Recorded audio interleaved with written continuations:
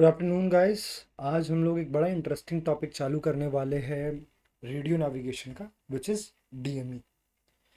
तो सबसे पहले हम देखते हैं कि डीएमई में आज हम पढ़ेंगे क्या क्या, एजेंडा क्या होगा इस वीडियो का। तो हम सबसे पहले देखेंगे कि इसका फुल फॉर्म क्या है, ऑफ कोर्स। दूसरा हम लोग देख लेंगे कि इसका प्रिंसिपल क्या है, और वर्किंग भी यही समझ लेंगे।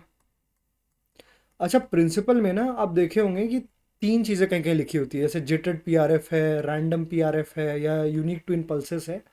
तो ओवरऑल सेम ही होती है, बट तीनों का एक बार हम मतलब देख लेंगे। फिर हम बैंड देख लेंगे, कौन सा बैंड यूज़ करता है, और उसके बाद इसका इंडिकेशन देख लेंगे कि क्या इंडिकेट करता है। एमिशन कोड देख लेंगे इसका।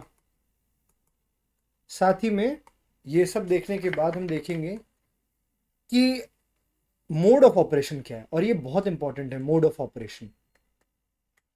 इसमें जो तीन मोड होते हैं, search mode, lock mode, stand by mode, तीनों को हम इंडिविजुअली अच्छे से समझेंगे। फिर हम देखेंगे कि बीकन सैचुरेशन क्या होता है, बीकन सैचुरेशन क्या होता है। साथ ही में हम इसके एक्यूरेसी पे भी बात कर लेंगे, इसके एडवांटेज के बारे में बात करेंगे, और हम टेकन के बारे में बात करेंगे। और साथ में हम लोग ये भी समझ लेंगे कि टेकन वर्सेस वीओआर डीएमई क्या है। ये होने के बाद जो लास्ट टॉपिक हमारा रहेगा इस चैप्टर का, वो हम देखेंगे कि क्या क्या कंडीशन है जिसमें वीओआर एंड डीएमई को हम पेयर कर सकते हैं। ठीक है, बस ये इतना ही होगा। और ये चैप्टर बहुत इजी है बट वेरी इंपॉर्टेंट है, तो उसको अच्छे से समझना है। अब हम चालू करते हैं। तो पहले फुल फॉर्म देखें, तो डीएमई का फुल फॉर्म है डिस्टेंस मेजरिंग इक्विपमेंट। ठीक है, इक्विपमेंट। तो देखो, एक मैंने निमोनिक बताया था, पराग और एसटीडी। तो इसमें एसटीडी जो था हमारा, वो सेकेंडरी रडार का था। तो देखो, एस से क्या आता था, एस से हमारा एसएसआर आता था, टी से हमारा टी कैस आता था, एंड डी से हमारा डीएमई आता था। इसमें तो डी है ही नहीं, तो कहीं कंफ्यूजन होने की बात ही नहीं होती है। तो ये हमारा ऑपरेशनल बेस क्या है, मतलब किस बेस पे काम करता है। So it works on secondary radar. ठीक है, तो ऑपरेशनल अगर हम बेस देखते हैं तो वो है सेकेंडरी रडार। अभी समझेंगे हम लोग, बस ये देख लो एक बार। अब बात आता है कि इसका बैंड क्या है। तो इसका बैंड होता है UHF, ultra high frequency. Frequency भी इस हिसाब से देख लेते हैं। तो फ्रीक्वेंसी इसका होता है 962 से लेके 1213 मेगाहर्ट्ज। बट एग्जाम में ना कभी कभी ये फ्रीक्वेंसी ना देखे, वो फ्रीक्वेंसी दे देता है 1000 मेगाहर्ट्ज। वो पूछ लेता है कि what is the mean frequency of DME, mean frequency. ठीक है, तो 1000 मेगाहर्ट्ज ऑप्शन में रहेगा, तो आप करेक्ट कर देना, ये डीजीसीए इंपॉर्टेंट है। ओके, ये समझ में आ गया। तो अब हम लोग इसका एमिशन कोड भी देख लेते हैं। अब इसका एमिशन कोड क्या है, ट्रिक मैंने आपको बताया था पहले चैप्टर में। ट्रिक क्या है, ऐसे याद रखो, पॉन्ड। पॉन्ड तो पीओएन है, डी से डीएमई याद रख लो, पीओएन से पॉन याद रख लो। ओके, अगर इतना समझ में आ गया हो तो अब हम इसका इंडिकेशन देख लेते हैं।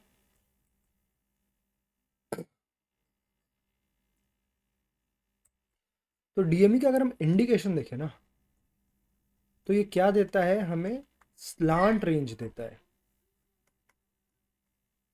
और साथ में क्या देता है, ग्राउंड स्पीड भी देता है। ठीक है, तो स्लांट रेंज समझते हैं, ग्राउंड स्पीड तो ठीक है यार। स्लांट रेंज क्या होता है, क्या slant range and range same thing है? नहीं, बिल्कुल गलत है। स्लांट रेंज हमेशा याद रखना कि जो मेरा स्लांट रेंज होता है ना, वो हमेशा ज़्यादा होगा रेंज से। आखिर ये स्लांट रेंज है क्या, तो वो भी देख लेते हैं। देखो यार, स्लांट रेंज अगर हम सिंपल टर्म में समझे, तो ये एक ऐसा डिस्टेंस है, ये स्लांट रेंज से ना हमें डिस्टेंस मिलता है। तो हमें सिर्फ हॉरिजॉन्टल डिस्टेंस मिलता है क्या?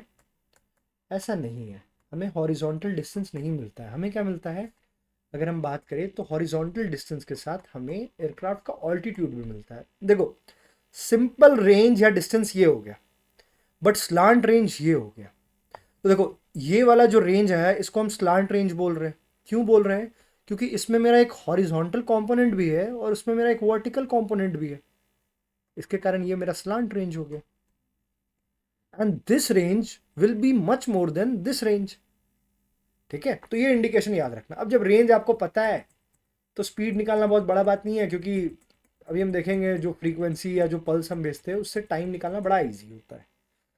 तो अब ये सब समझ में आ गया हो तो अब हम इसका वर्किंग और प्रिंसिपल भी देख लेते हैं। तो सबसे पहले हम इसका वर्किंग देख लेते हैं। अब देखो इसका ऑपरेशनल हम लोग बेस समझे थे तो वो क्या था? एसएसआर था। ठीक है, एसएसआर मतलब सेकेंडरी रडार पे समझो काम करता था इसका ऑपरेशनल बेस से। तो कैसे हुआ? इसका मतलब हुआ कि मेरा एक एयरक्राफ्ट रहेगा, एक मेरा स्टेशन रहेगा। ठीक है, एक मेरा स्टेशन रहेगा और इन दोनों में आदान प्रदान होगा। आदान प्रदान होगा मतलब देखो एसएसआर में हमको ये पता था कि डीएमई मेरा सॉरी एसएसआर में ये पता था कि मेरा जो ट्रांसमीटर है, ग्राउंड स्टेशन है, वो मेरा एक्चुअली में इंटेरोगेटर था।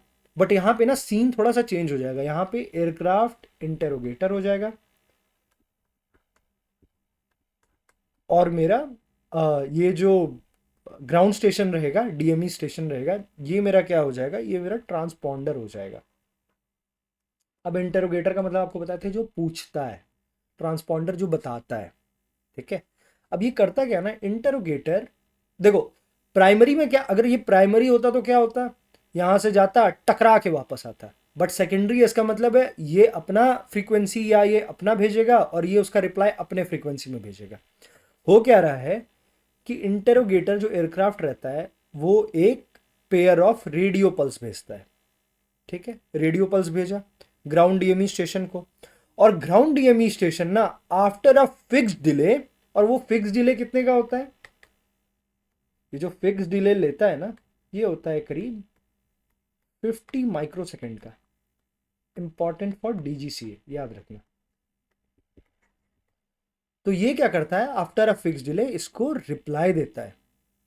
ठीक है, अब ये देखो एयरक्राफ्ट मेजर कर लेता है कि ये हम जो उसको सेंड किए पल्स और जो ये मेरे को रिप्लाई किया उसके बीच में कितना टाइम लगा। ये टाइम के बेसिस पे वो डिस्टेंस निकाल लेता है, क्योंकि स्पीड तो मेरे को पता है। स्पीड क्या है? स्पीड ऑफ लाइट हो गया। टाइम मेरे को पता है तो हम निकाल लेंगे। क्या फॉर्मूला यूज करेंगे? Distance is equal to speed into time. ये यूज करेंगे, निकल जाएगा? नहीं, गलत आ जाएगा। ये यूज करने पे कभी नहीं आएगा, आपको डिवाइड बाय टू भी करना पड़ेगा। क्यों डिवाइड बाय टू करना पड़ेगा? क्योंकि यार अगर आप डिवाइड बाय टू नहीं करेंगे तो गलत काउंटिंग आ जाएगा ना।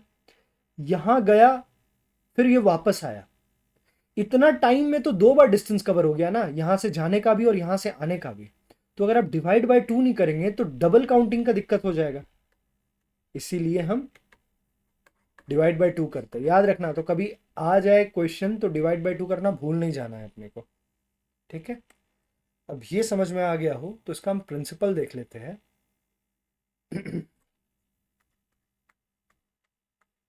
प्रिंसिपल क्या है? तो प्रिंसिपल ना एक्चुअली आप देखोगे तो बुक में तीन टाइप के प्रिंसिपल दिए हुए रहते हैं।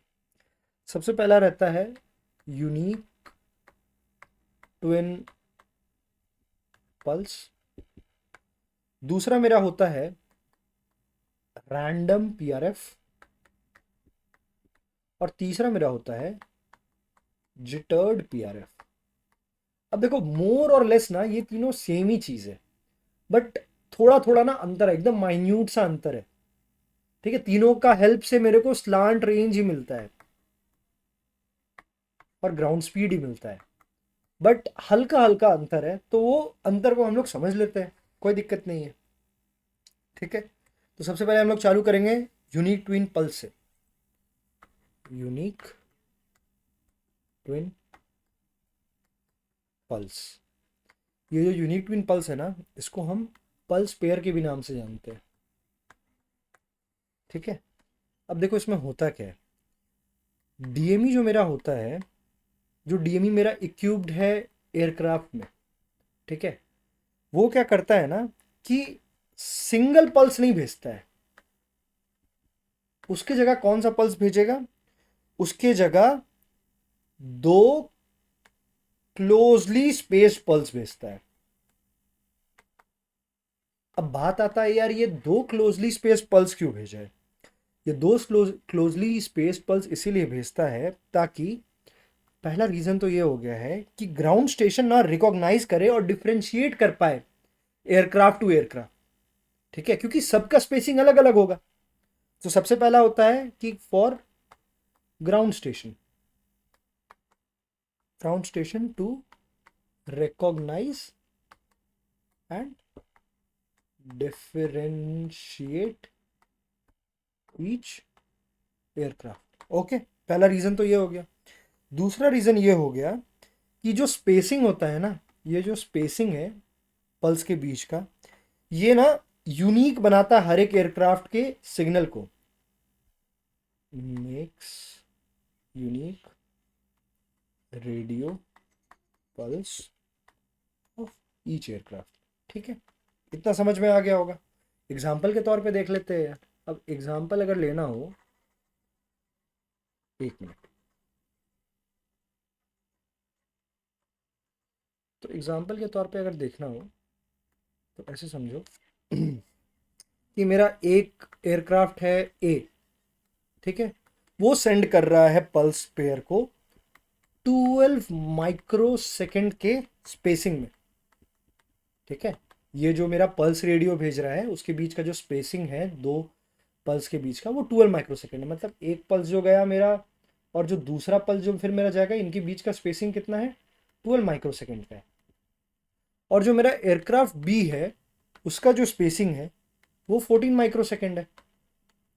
तो दोनों का यूनिक बनेगा ना। फिर डीएमई तो कंफ्यूज नहीं होगा, डीएमई को पता चल जाएगा स्पेसिंग से कि यार ए अलग है बी अलग है। It will not get confuse. ठीक है, अब ये समझ में आ गया हो तो ये आपका हो गया यूनिक ट्विन पल्स। अब हम देख लेते हैं दूसरा। दूसरा में हम क्या देखते हैं? रैंडम पीआरएफ देखते हैं। Random PRF. यार पीआरएफ का मतलब तो आपको बताया था। पीआरएफ का मतलब क्या होता है? नंबर ऑफ पल्सेस पर सेकेंड। इसका मतलब अगर हम थोड़ा सा इसको बताए तो ये होता क्या है कि इट कैन ऑल्सो मीन कि how often an aircraft sends pulse pair. इसका मतलब तो ये भी हो जाएगा ना, कि कितना ऑफनली एक एयरक्राफ्ट अपना पल्स पेयर भेजता है। देखो ऐसे समझो, रैंडम पीआरएफ समझने के लिए कि if all aircraft sends pulses at the same rate or interval, अगर एयरक्राफ्ट जो पल्स भेज रहा है वो अगर सेम रेट या सेम इंटरवल में भेजेगा तो मेरा जो रिप्लाईज आएगा या जो रिप्लाईज होगा वो मेरा ओवरलैप कर जाएगा, जिसके कारण क्या होगा? कंफ्यूजन हो जाएगा।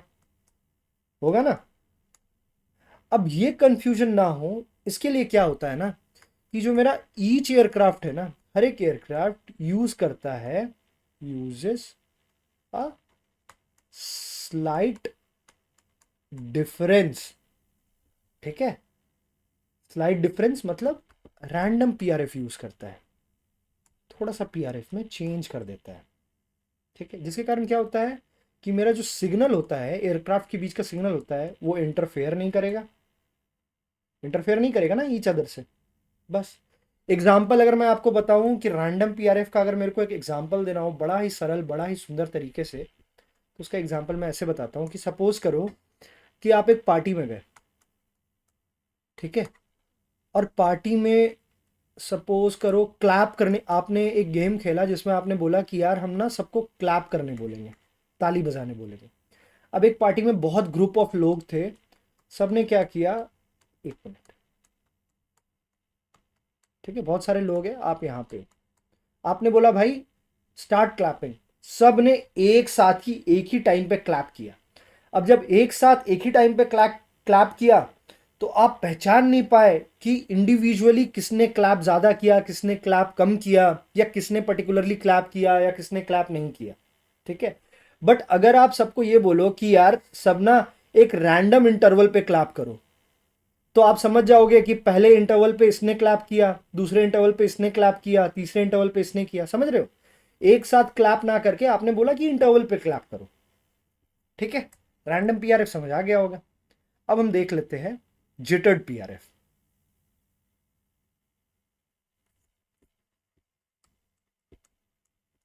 जिटर्ड पीआरएफ। अच्छा, जिटर जो होता है ना, तो जिटरिंग का मतलब पता है क्या होता है? जिटरिंग का मतलब होता है, लिटरली बता रहा हूं, स्लाइटली वेरिंग। ठीक है, स्लाइटली वेरिंग। और यहां पे मतलब क्या हो जाता है स्लाइटली वेरिंग का? यहाँ पे इसका मतलब हो गया, अगर जीटेड पीआरएफ में हम देखें तो इसका मतलब हो जाता है कि स्लाइटली, हल्का सा very PRF in a random way, randomly very करवाएंगे। ठीक है, इसके कारण ना जो मेरा रेडियो सिग्नल होता है ना, वो ज्यादा अनप्रेडिक्टेबल हो जाता है। इसके कारण क्या होता है, और जो कंफ्यूजन या जो ओवरलैपिंग या जो भी हम देख रहे थे ना, कोलिजन, वो नहीं होता है। समझते हैं कैसे? देखो, पहले तो हम लोग देखते हैं इसको यूज क्यों करते हैं, वाई वी यूज। तो यूज करते हैं हम लोग, वाई वी यूज इट, हाँ, तो यूज करते हैं टू प्रिवेंट फ्रूटिंग। अब फ्रूटिंग मैंने आपको ना एसएसआर में बताया है। फ्रूटिंग का बेसिकली मतलब, एक एग्जांपल में अगर आपको समझाना हो तो ये, इसमें क्या होता है ना, पल्स का कोलिजन हो जाता है। फॉर एग्जांपल, आप एक पार्टी में गए और दो लोग अगल बगल थे, आपने चिल्लाया कि व्हाट इज योर नेम, आपने पूछा इससे, बट ये भाई साहब भी बगल में थे, इन्होंने भी सुन लिया। तो इसने अपना नाम बताया विराट, और इसने अपना नाम बताया अनुष्का, अनुष्का। और दोनों का आवाज का कोलिजन के कारण पता है आपने क्या सुना? विरुष्का। तो कंफ्यूजन हो जाएगा ना, विरुष्का तो किसी का नाम ही नहीं है। ठीक है, तो इसको हम फ्रूटिंग बोलते थे। तो हम जिटेड पीआरएफ इसलिए यूज करते हैं ताकि ये फ्रूटिंग ना प्रिवेंट हो सके। एक्चुअली फ्रूटिंग में हुआ क्या, तो मेरा पल्स का कोलिजन हुआ, यही तो हुआ। दूसरा रीजन क्या है इसको यूज करने का, कि ये ना हेल्प करता है। हेल्प किसको करता है? Help DME station. ठीक है, ताकि वो सेपरेट कर सके, सेपरेट ओवरलैपिंग सिग्नल। ठीक है, नहीं समझ में आया? एक एग्जांपल देता हूं जेटर पीआरएफ का। तो जेटर पीआरएफ का एक बढ़िया एग्जांपल देता हूं। सपोज करो कि आप ना, अगर आपने बिग बैंग थ्योरी देखा है, वो नेटफ्लिक्स और प्राइम पे आता है, शेल्डन कूपर वाला, तो उसमें देखा होगा कि वो नॉक करता है दरवाजा पे। ठीक है, अब ये समझो ये दरवाजा है, ये दरवाजा के बाहर का हिस्सा है, मतलब घर के बाहर का हिस्सा है, और ये घर के अंदर का हिस्सा है। ठीक है, this is indoor and this is outdoor. अब हमारे शेल्डन कूपर आते हैं और वो किसके घर पे नॉक करते हैं? पेनी नाम की एक लड़की रहती है, उसके घर पे नॉक करते हैं। ठीक है, ये लड़की है। ठीक है, तो ये नॉक करते हैं ना, बिना चिल्लाए हुए और बिना नाम बताए हुए, ये जो पेनी लड़की है ये पहचान लेती है शेल्डन कूपर। कैसे पहचानती है? क्योंकि इसका ना एक डिफरेंट टाइप का नॉकिंग सिस्टम है। ये एक फिक्स्ड इंटरवल पे नॉक करता है, मतलब ये 3 बार नॉक करेगा, नॉक करेगा दरवाजा को, वो भी एक फिक्स्ड इंटरवल पे करेगा। ठीक है, तो इससे ये स्लाइटली जो रैंडमनेस या जो गैप आया ना नॉक में, रैंडमनेस या गैप आया नॉक में, ये ना यूनिक बना देता है नॉक पैटर्न को, और रिकॉग्नाइजेबल बना देता है। अब सपोज करो यहां से एक और आदमी गया, लेनर्ड नाम का एक बंदा गया, ये भी नॉक किया, बट इसका नॉक ना बड़ा, इसका भी नॉक थोड़ा यूनिक था, बट ऐसा नहीं था। तो ये समझ जाएगी कि यार ये ना, मतलब जो ये बंदा नॉक किया, लेनर्ड नॉक किया, ये समझ जाएगी शेल्डन तो नहीं हो सकता, क्योंकि शेल्डन का एक डिफरेंट नॉक है। ठीक है, यही सिंपली जिटेड पीआरएफ में होता है कि थोड़ा सा ना मेरा पीआरएफ हम रैंडमली वेरी करवा देंगे। ओके, बस यही था जिटेड पीआरएफ। अब ये जो हम लोग पूरा समझे ना, इसको एक बार वर्किंग में भी अप्लाई कर देते हैं, वर्किंग में इसको अप्लाई कर देते हैं। ठीक है, तो इसको ना हम लोग एक एग्जांपल से समझते हैं कि सपोज करो कि आप फ्लाई कर रहे हो एयरबस A320। ठीक है, और आप फ्लाई कर रहे हो जो कि 20 नॉटिकल माइल दूर है फ्रॉम VOR DME स्टेशन। अब देखो एक चीज़ आपको मैं बता दूं कि जनरली क्या होता है ना कि जो DME होता है वो हमेशा मेरा VOR के साथ ही रहता है। आगे पढ़ेंगे, बस अभी ये समझ लो कि A320 20 नॉटिकल माइल दूर होता है VOR DME स्टेशन से। ठीक है, अब मेरा जो एयरक्राफ्ट है ना A320 है, जो मेरा एयरक्राफ्ट है A320, वो ना सेंड करेगा ट्विन पल्स। ठीक है, जिसका जो स्पेसिंग होगा वो सपोज करो 12 माइक्रोसेकंड का होगा। ठीक है, अब ये जो मेरा एयरक्राफ्ट 12 माइक्रोसेकंड का उसको भेजा है, ये एक यूनिक ट्विन पल्स है, क्योंकि जो दूसरा एयरक्राफ्ट भेज रहा होगा वो 12 माइक्रोसेकंड का तो नहीं भेज रहा होगा। अब इसके कारण क्या हुआ, जो मेरा A320 जो पल्स भेजा ना, जो पल्स का पेयर भेजा, वो एक जिटेड PRF में भेजा। ठीक है, जिटेड PRF जैसे सपोज करो 20 पल्स भेजा, 20 पल्स का पेयर भेजा 1 सेकंड में। ठीक है, 20 पल्स का पेयर भेजा 1 सेकंड में, बट एक टाइम में नहीं भेजा, but not exactly at the same timing every time. तो देखो ये जो पेयर भेजा 20 पल्स पर सेकंड पे, ये मेरा जिटेड PRF हो गया, और एग्जैक्टली सेम टाइम पे नहीं भेजा, इसीलिए रैंडम PRF हो गया। ठीक है, तो ये देखो ज़्यादा अनप्रेडिक्टेबल हो गया ना, ये कम अनप्रेडिक्टेबल है, ये उससे भी कम अनप्रेडिक्टेबल है। ठीक है, और ये तो एकदम ही अनप्रेडिक्टेबल है। तो देखो ऑलमोस्ट तीनों का काम सेम ही था कि अपना एक यूनिकनेस बनाना है मेरे को ना। एयर DME स्टेशन को, अगर ये मेरा DME ग्राउंड में स्टेशन है, तो मेरे को कंफ्यूज नहीं करवाना है DME को। मेरे को बताना है कि भाई 4 अगर अलग अलग एयरक्राफ्ट है तो DME पहचान पाए चारों को इंडिविजुअली, DME कंफ्यूज ना हो जाए, बस यही काम था इसका। ठीक है, अब ये अगर समझ में आ गया हो तो हम लोग कुछ और देख लेते हैं। एक चीज हम लोग ये समझते हैं कि देखो, एक तो DME स्टेशन होता है, वो मेरा ना ग्राउंड पे होगा। तो एयरक्राफ्ट में मेरा क्या होता है, तो हवा में या एयरक्राफ्ट में जो मेरे पास होता है वो मेरे पास DME इक्विपमेंट होता है या फिर DME सिस्टम होता है। तो बोलो यार भैया, फिर एयरक्राफ्ट में हम लोग ये DME तो मेरा स्लांट रेंज देता था, आपने बोला, तो ये स्लांट रेंज हम लोग एयरक्राफ्ट में कॉकपिट पे देखते कहाँ है, तो याद रखना जो स्लांट रेंज हम लोग देखते हैं कॉकपिट में, वो कहाँ पे देखेंगे, तो वो हम लोग ना नैव डिस्प्ले एक होता है, नैव डिस्प्ले होता है। जब आप टाइप रेटिंग करोगे ना तो आप समझोगे नैव डिस्प्ले क्या होता है। या फिर HSI में भी देखते हैं।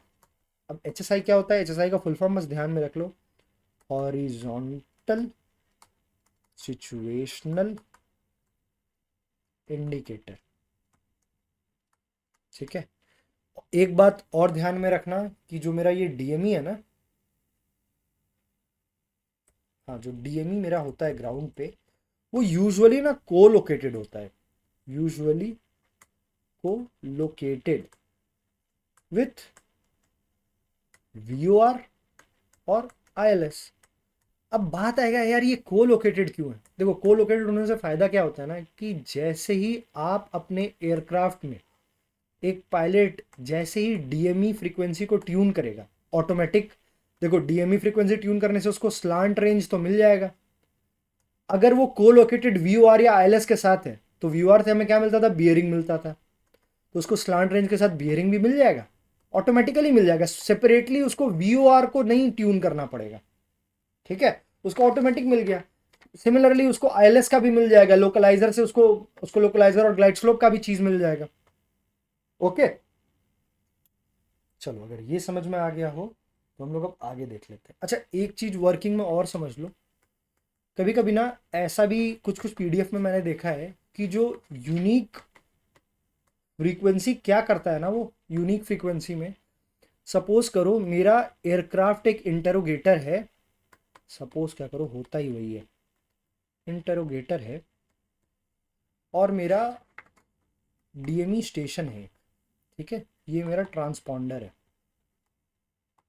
ट्रांसपॉन्डर है। ये क्या करता है ना कि एयरक्राफ्ट ने ट्रांसमिट किया एक रेडियो वेव, और वो रेडियो वेव कितना था, वो सपोज करो 1025 मेगाहर्ट्ज था, ठीक है। और ये जो रिप्लाई करेगा ना इसको, वो लो बैंड में करेगा। लो बैंड में कितना करेगा, तो ±63 मेगाहर्ट्ज पे करेगा। तो सपोज करो वो उसको -63 मेगाहर्ट्ज पे किया, यानी 1025 -65 63 कितना हो गया, 532, हाँ हाँ हाँ हाँ हाँ, ये हो जाएगा 962 मेगाहर्ट्ज, ठीक है। तो ये क्योंकि -63 मेगाहर्ट्ज का रिप्लाई दिया है, तो ये क्या यूज किया, ये लो बैंड यूज किया। लो बैंड का कौन सा चैनल यूज किया, ग्राउंड स्टेशन कौन सा चैनल यूज किया लो बैंड का, वाई चैनल यूज किया, ठीक है। बट अगर समझो, अब ऐसे प्लस का भी हम लोग देख लेते हैं। बट समझो अगर एयरक्राफ्ट इससे ग्राउंड स्टेशन को इंटरोगेट किया और वो सिग्नल पूछा था 1088 मेगाहर्ट्ज में, ठीक है, 1088 मेगाहर्ट्ज बोला।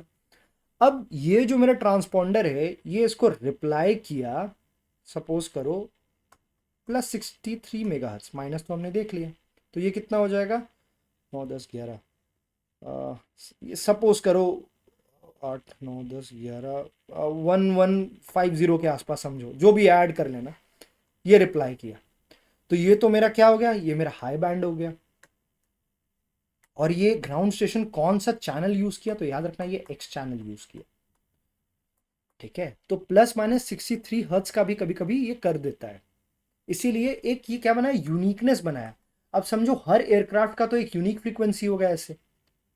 अब मेरा रेंज अगर हम तुमको बताए कि अगर मेरा रेंज एयरक्राफ्ट का जो फ्रीक्वेंसी होता है डीएमई का, वो फ्रीक्वेंसी कितना है, वो फ्रीक्वेंसी 962 से लेके मैं बताया 12-13 मेगा हर्ट्ज है, ठीक है।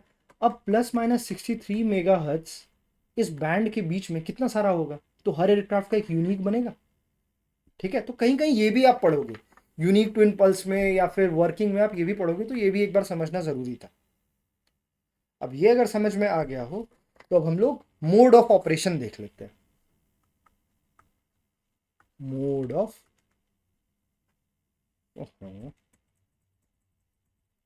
Mode of operations. अब ये क्या होता है, तो देखो ये मोड ऑफ ऑपरेशन में ना एक्चुअली जो होता है कि मेरा कैसे डीएमई वर्क कर रहा है, उसमें वर्किंग में किस किस फेजेस में वर्क करता है, कैसे वर्क करता है, वो आता है। तो इसमें बेसिकली 3 मोड होते हैं। पहला जो मोड होता है वो मेरा सर्च मोड हम लोग कह लेते हैं। दूसरा जो मोड होता है वो होता है लॉक मोड होता है। और जो तीसरा होता है वो मेरा स्टैंड बाय मोड होता है, ठीक है।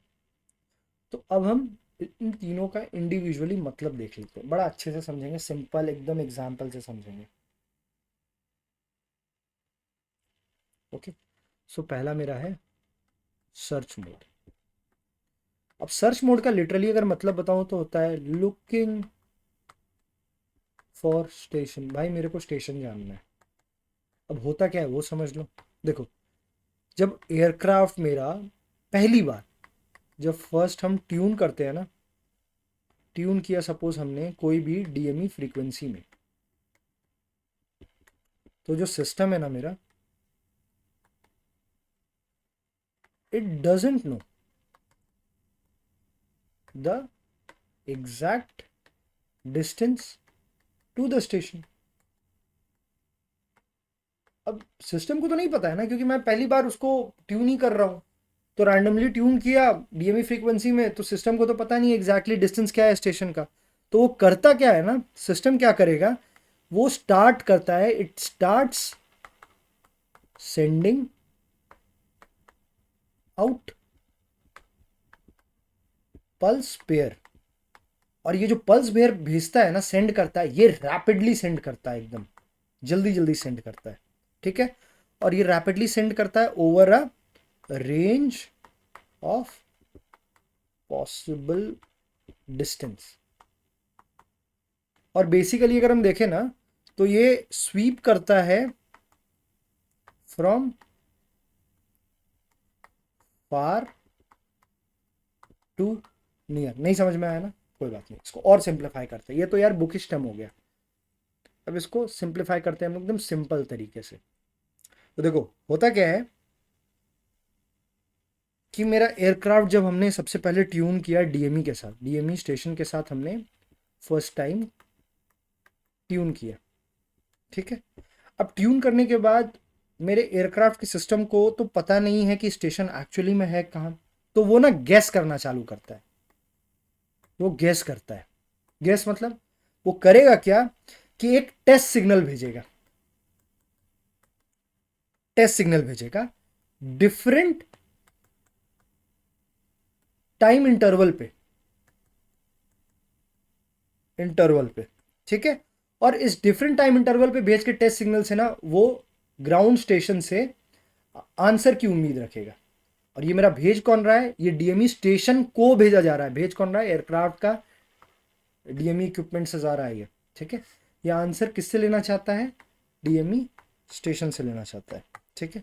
सपोज करो एग्जाम्पल के तौर पे अगर मैं आपको समझाऊं तो होता क्या है ना कि मेरा एयरक्राफ्ट डीएमई स्टेशन को बोलता है कि भाई रैंडमली चिल्ला रहा है, बोला कि यार क्या तुम 200 नॉटिकल माइल दूर हो, कोई रिप्लाई नहीं आया।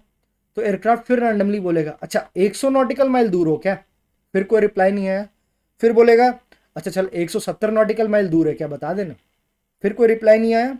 फिर रिप्लाई सब 160 नॉटिकल माइल जैसे बोला, डीएमई रिप्लाई कर दिया। मतलब ये समझ गया कि हम जो रैंडमली भेज रहे थे उसमें से एक मेरा रैंडमली फिट हो गया 160 में, मतलब 160 नॉटिकल माइल के अराउंड मेरा एक डीएमई स्टेशन है।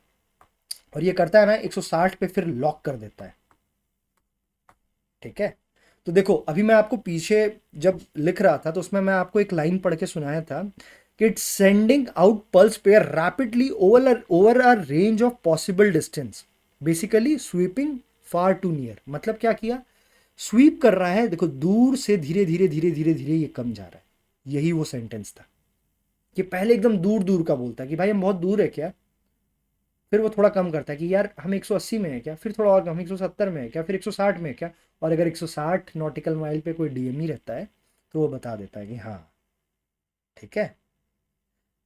और ये फिर क्या करता है 160 पे लॉक कर देता है। तो ये मेरा सर्च मोड था। अब हम सर्च मोड से जा रहे हैं किसमें, लॉक मोड में जा रहे हैं, ठीक है। लॉक मोड समझते हैं। लॉक मोड का मतलब होता है ट्रैकिंग द स्टेशन, ठीक है। इसमें हुआ once a reply is received by aircraft from DME, the aircraft enters lock mode। अभी जो मैं आपको एग्जांपल दिया, अब ये सिस्टम क्या करेगा ना, जो एयरक्राफ्ट का सिस्टम है वो उसको पता है कि मेरा डिस्टेंस कितना है, क्योंकि वो लॉक किया तो पता तो कर लिया ना डिस्टेंस कितना है। और कंटिन्यूअसली ट्रैक करता रहेगा डीएमई स्टेशन के हेल्प से, क्योंकि वो लॉक कर लिया है। अब ये करता कैसे है काम, वो देखना है। तो देखो काम कैसे करता है अगर हम वो देखें ना, तो बेसिकली ये सबसे पहले, एक मिनट, ट्रैकिंग स्टेशन, हाँ, सबसे पहले करता क्या है कि वो भेजता है पल्स पेयर को, पल्स पेयर एट स्टेडी और जिटर्ड रेट, ठीक है। और साथ ही में क्या करता है ना, कंटिन्यूअसली ना वो रिसीव करेगा और कैलकुलेट करेगा अपने स्लांट डिस्टेंस को। तो continuously receives and calculate slant range. और यही तो स्लांट रेंज मेरा होता क्या है, डिस्टेंस टू स्टेशन, स्टेशन, ठीक है। ये जो लॉक मोड के कारण ना मेरा रियल टाइम मेरे को डिस्टेंस मिलता है, रियल टाइम, हमेशा याद रखना रियल टाइम ट्रैकिंग हो रहा है, ओके। तो अगर आप देखोगे ना, पता है आपके फ्लाइट डिस्प्ले जो अभी मैं आपको बताया नैव डिस्प्ले होता है, तो देखो बेसिकली ना आपका ये जो इन्फॉर्मेशन शो करता है ना कि आप स्टेशन से कितने दूर हो कितने पास हो, ये आपका प्राइमरी फ्लाइट डिस्प्ले पे शो करेगा या नैव डिस्प्ले पे शो करता है, ठीक है। तो वहाँ पे पता है कैसे आएगा, वो ऐसे दिखाता है वहाँ पे कि सपोज करो आपका 160 नॉटिकल माइल था, इस पर लॉक किया, वो शो करेगा। फिर अभी आप कितने दूर हो, थोड़ा सा आप आगे गए तो दिखाएगा 159 नॉटिकल माइल, फिर दिखाएगा वैसे वैसे सिंपली 158 नॉटिकल माइल, ऐसे सो ऑन ऐसे दिखाता है। ठीक है, तो ये शो करता है ऐसे। अब अगर ये समझ में आ गया हो तो अब हम समझ लेते हैं स्टैंड बाय मोड क्या होता है। ये स्टैंड बाय मोड को ना हम लोग एक और बोलते हैं, इसको हम लोग बोलते हैं स्लीपिंग मोड, या आइडल मोड भी बोलते हैं, या फिर हम लोग रेस्ट मोड भी बोलते हैं। अब इसका एग्जाम्पल अगर मैं आपको समझाऊं ना, पहले मतलब समझो फिर एग्जाम्पल समझना। यहाँ पे मतलब क्या होता है ना कि डीएमई जो है ना आपका, वो ट्यून तो है बट एक्टिव नहीं है, बट नॉट एक्टिव। मतलब क्या हो गया, मतलब हो गया कि डजेंट सेंड्स और रिसीव एनी पल्स।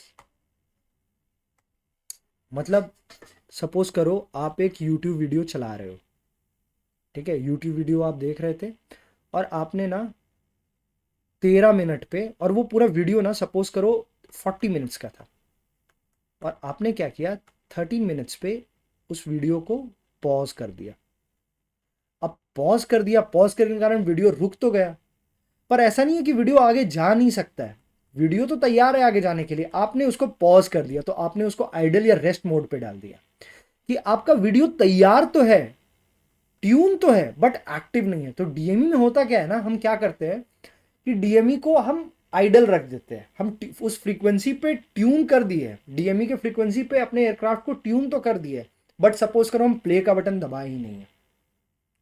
ठीक है, एक और एग्जांपल इसका देते हैं। सपोज करो आप पार्टी में जा रहे हो, ठीक है, आप पार्टी में जा रहे हो और पार्टी के लिए तैयार हुए हो, आप पूरा एकदम अच्छे से सज सवर के आपने तैयार किया, कोट सूट सब पहना, और अब आप वेट कर रहे हो पार्टी में जाने के लिए। तो तैयार तो हो, ये जो वेट करना पड़ रहा है ना, यही तो हुआ कि आप एक्टिव नहीं हो। ट्यून तो आप हो ही गए हो, तैयार तो हो ही गए हो, पर एक्टिव नहीं हो। अब बात आता है ये करते क्यों हैं हम लोग, ये भी तो समझ में आना चाहिए कि स्टैंड बाय मोड पे डालते क्यों हैं। तो देखो, स्टैंड बाय मोड पे हम इसीलिए डालते हैं ना, क्योंकि सबसे पहले कि मेरे को डिस्टेंस जानने का भी कोई नीड ही नहीं है। डिस्टेंस इंफॉर्मेशन नॉट नीडेड, जानना ही नहीं है मेरे को, अभी कोई काम ही नहीं है, तो हम डाल के छोड़ देते हैं। या फिर ऑलरेडी मेरे पास ऑलरेडी दूसरे डीएमई का यूज करके मेरे को डिस्टेंस पता चल चुका है, तो हम झूठ मूठ का एक लफड़ा चाहते हैं नहीं लेना। अब दूसरे डीएमई का डिस्टेंस मतलब नहीं समझ में आया ना। तो देखो, बहुत सारे एयरक्राफ्ट में होता क्या है ना कि आपके पास दो नेविगेशन रेडियोज होते हैं। बहुत सारे, मेजोरिटी ऑफ एयरक्राफ्ट में दो नेविगेशन रेडियो होते हैं। एक तो मेरा nav1 होता है, एक मेरा nav2 होता है। और हम पर्टिकुलरली ईच को ना ट्यून कर सकते हैं डिफरेंट स्टेशन के लिए। तो सपोज करो अगर मैंने इसमें VOR DME ट्यून करके रखा है, तो यहाँ पे मैं ट्यून क्यों ही करूँ, इसमें तो मेरा ट्यून हो ही चुका है ना nav1 में। तो nav2 को मैं क्या करूँगा, स्टैंड बाय मोड पर डाल दूंगा। एक तो ये रीज़न हो गया। अब हम लोग already DME distance, already DME tune, ठीक है, टू अदर nav रेडियो। दूसरा पॉइंट तो ये हो गया। तीसरा पॉइंट मेरा क्या हो जाएगा, तीसरा पॉइंट हो जाएगा कि हम अपने स्क्रीन को लेस क्लटर बनाना चाहते हैं। लेस क्लटर बनाना चाहते हैं, इसका मतलब क्या हुआ, तो देखो हमारा जो PFD डिस्प्ले होता है, प्राइमरी फ्लाइट डिस्प्ले हो गया या नेविगेशन डिस्प्ले हो गया, उसमें ना बहुत सारा चीज़ होता है, वो बहुत सारा इन्फॉर्मेशन शो करता है। जैसे क्या क्या इन्फॉर्मेशन देगा, तो वो मेरा हेडिंग देता है, VOR के बारे में बताता है, DME के बारे में बताता है, वे पॉइंट के बारे में बताता है, TCAS के बारे में बताता है। अब उसमें हम DME भी लेने लगे तो नहीं, बहुत नॉइजी हो जाता है, बहुत ज़्यादा इन्फॉर्मेशन आ जाएगा, और अभी मेरे को इन्फॉर्मेशन का नीड ही नहीं है। या कोई एक DME से हम कर दिए, उससे हमको मिल ही रहा है, तो हम 10 DME डाल के क्या करेंगे। ठीक है, तो इसलिए हम स्टैंड बाय मोड पे इसको डाल देते हैं। ओके, जिसके कारण क्या होता है, डिस्ट्रैक्शन मेरा नहीं होता है। अब ये समझ में आ गया हो तो अब हम लोग देख लेते हैं कि बीकन सैचुरेशन क्या होता है। बीकन सैचुरेशन, अब देखो बीकन सैचुरेशन क्या होता है ना, कि सैचुरेशन का मतलब क्या होता है, कि मेरा क्षमता इतना ही था, हम सैचुरेट कर गए, मेरा इतना ही औकात था, क्षमता था, ठीक है। तो it happens when too many aircraft try to use same DME ground station, ठीक है, एट द सेम टाइम, ये जरूर याद रखना, एट द सेम टाइम, ठीक है। तो बीकन सैचुरेशन का मतलब समझ गए कि जब बहुत सारा aircraft same DME ground station पे सेम टाइम पे कनेक्ट होना चाहता है ना, तो बीकन बोलता है भाई बस मेरा तो हो गया, अब मैं इससे ज़्यादा नहीं सह पाऊंगा। और ये पता है रियल अगर आपको मैं डेटा बताऊं तो कितना ज़्यादा के कारण बीकन सैचुरेशन होता है, 100 एयरक्राफ्ट। अगर एक बार में 100 एयरक्राफ्ट कनेक्टेड है ना, तो 101st एयरक्राफ्ट भी फिर कनेक्ट नहीं हो पाएगा, ठीक है। अब बात करते हैं कि ये होता क्यों है, ये भी तो समझना ज़रूरी है। तो देखो होता क्या है ना, जो भी मेरा एयरक्राफ्ट है, ईच एयरक्राफ्ट इंटेरोगेट करता है कैसे interrogates pulses to DME ground beacon. और जो बीकन होता है ना, बीकन का काम क्या है, एयरक्राफ्ट अगर पूछ रहा है उससे डीएमई ग्राउंड स्टेशन से, तो डीएमई ग्राउंड स्टेशन का क्या काम है कि सबसे पहले तो वो जो हम एयरक्राफ्ट ने उसको सिग्नल भेजा उस सिग्नल को रिसीव करे। दूसरा काम क्या है कि उसको प्रोसेस करे। और तीसरा काम क्या है कि उसको भेजे, मतलब एक दूसरे सिग्नल को भेजे, send back replies after a certain delay. और ये डिले कितना होता है, फिक्स डिले 50 माइक्रोसेकंड का होता है। बट होता क्या है ना कि बीकन का जो कंप्यूटर होता है ना, वो लिमिटेड कैपेसिटी का होता है। तो एक बार उस लिमिट में आ जाता है ना, तो वो रिप्लाई करना ही बंद कर देता है। हाउएवर अब जो नए वाला डीएमई जो आया है ना, नया जो डीएमई ग्राउंड स्टेशन आया है, उसमें एक चीज़ होने लगा है। उसमें क्या होने लगा है कि सपोज करो वो 100 एयरक्राफ्ट से कनेक्टेड है, 100 एयरक्राफ्ट से कनेक्टेड है। तो होता क्या है कि जैसे ही 101st एयरक्राफ्ट आएगा ना, तो वो जो भी 100 एयरक्राफ्ट में से जो दूर का एयरक्राफ्ट है ना, सपोज करो ये स्टेशन के आसपास एयर स्पेस में बहुत सारे एयरक्राफ्ट है, तो सपोज करो 100 एयरक्राफ्ट है टोटल, ठीक है। और 101st एयरक्राफ्ट यहाँ पे आ गया, वो भी कनेक्ट होना चाह रहा है, बट मेरा तो बीकन सैचुरेट कर गया है। तो ये मेरा बीकन क्या करता है, ये जो मेरा सबसे दूर वाला एयरक्राफ्ट है ना, इसको अपना लास्ट लोकेशन दे देता है कि देख भाई तू स्टेशन से इतना दूर है, तू अभी थोड़े देर के लिए ना उसी के हिसाब से फॉलो करते हुए या तो डेड रेकनिंग का यूज़ कर, या तो मेरा ऑटोमेट एडीएसबी का यूज़ कर, और उसके हिसाब से मेरे पास आते जा। नहीं, तब तक करते रहे, तब तक हम क्या करते हैं, ये जो 101st एयरक्राफ्ट आया है ना, हम इसको थोड़ा सा हेल्प कर देते हैं। जब तक इसको ये हेल्प करेगा, इसको डेटा दिया, इसको डेटा दे के बोला कि भाई तेरे को मैंने अब बता दिया ना, अब तू रुक जा, अब मैं वापस एक बार देख लेता हूँ कि ये कहाँ पहुँचा है, जो मेरा एक एयरक्राफ्ट को हम भगाए थे, ठीक है। तो अब ये सिस्टम भी होने लगा है इसमें। तो अब ये समझ में आ गया हो तो अब हम देख लेते हैं टेकन क्या होता है। Okay, TACAN। देखो, एक तो हमें पता था कि हमने पढ़ा था VOR प्लस DME होता है। ये क्या होता है VOR और DME, ये होता है को लोकेटेड है। को लोकेटेड मतलब एक ही जगह पे दोनों है। एक ही जगह पे दोनों होने से क्या होता है, हम पेयरिंग कर सकते हैं। पेयरिंग का मतलब क्या होता है, पेयरिंग का मतलब होता है कि अगर हम DME को पेयर करते हैं, ठीक है, और अगर VOR मेरा को लोकेटेड है वहीं पे है, तो जैसे ही हम DME को पेयर करेंगे ना, मेरा VOR भी अपने आप पेयर हो जाएगा, तो मेरे को स्लांट रेंज भी मिलेगा और मेरे को बियरिंग भी मिलेगा। ओके। अब टेकन क्या होता है, टेकन में ना ये सब लफड़ा नहीं होता है। टेकन क्या होता है, टेकन एक सिंगल बॉक्स होता है, सिंगल बॉक्स जिसमें मेरा DME भी होता है एंड VOR भी होता है। को लोकेटेड नहीं है, ये एक ही है, उसमें दोनों चीज आपको मिलेगा। और ये मेरा यूज होता है ना किसके द्वारा, मिलिट्री एयरक्राफ्ट, एयरफोर्स वाले मिलिट्री वाले इसको यूज करते हैं। ये प्रोवाइड क्या करता है, वही एक तो वो बियरिंग देता है,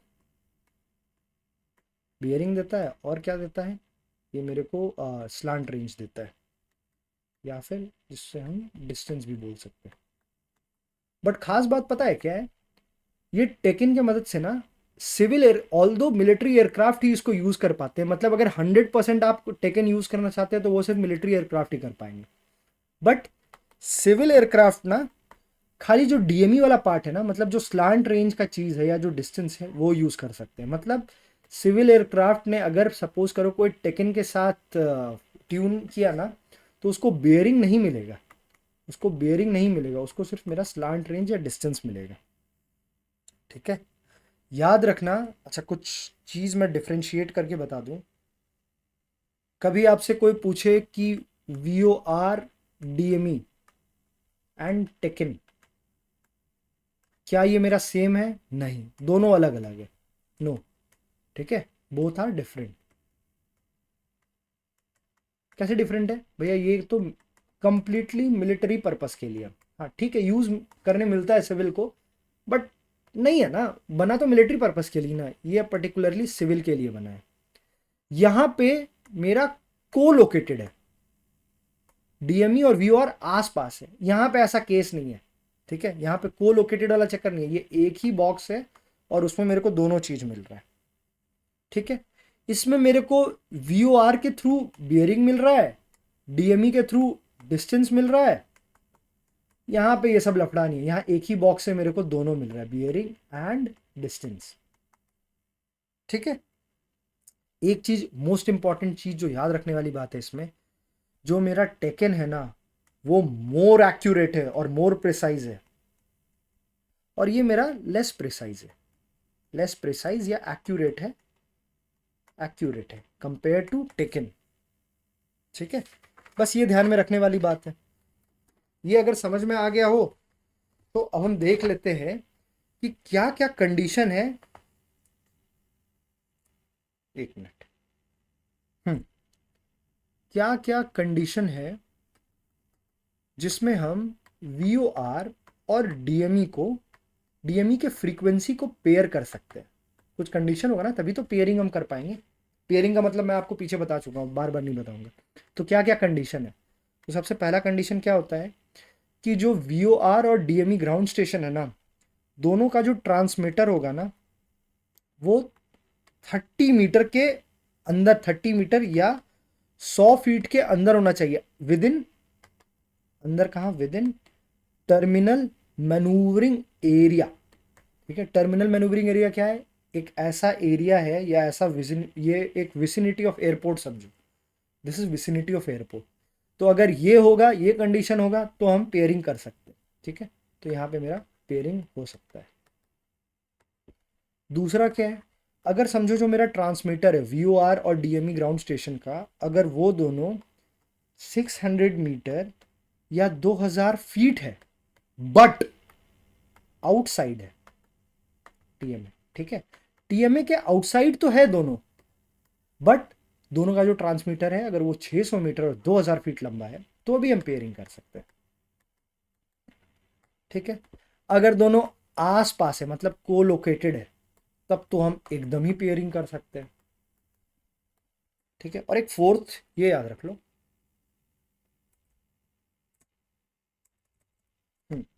जो फोर्थ है मेरा, वो अगर दोनों का जो ट्रांसमीटर है ना वीओआर और डीएमई का, अगर वो 6 नॉटिकल माइल से कम सेपरेटेड है या अपार्ट है, उससे कम, ठीक है, it is separated less than 6 nautical mile, और वो सेम स्टेशन को सर्व कर रहा है।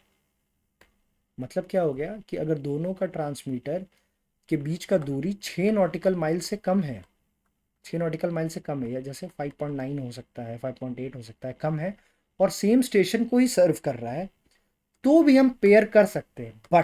बट यहाँ पे एक चीज़ ध्यान रखना, पेयर तो हो जाएगा, बट जो मेरा स्टेशन आइडेंटिफिकेशन मिलेगा ना, स्टेशन आइडेंटिफिकेशन मिलेगा, उसके लास्ट में Z डिनोटेड होगा। मतलब क्या हो जाता है?